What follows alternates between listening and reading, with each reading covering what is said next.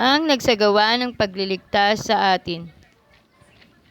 Nang ipinasakop ng Diyos ang lahat ng bagay sa kapangyarihan ng tao, walang bagay na di ipinailalim sa Kanya.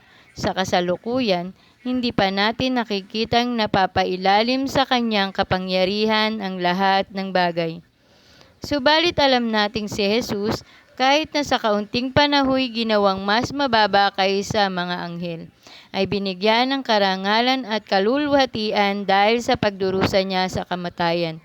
Dahil sa kagandahang loob ng Diyos sa atin, niloob niyang si Jesus ay makaranas ng kamatayan para sa lahat.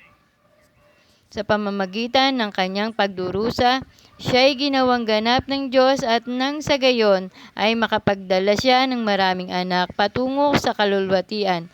Ito'y dapat lamang gawin ng Diyos na lumikha at nangangalaga sa lahat ng bagay, sapagkat si Jesus ang tagapanguna ng kanilang kaligtasan.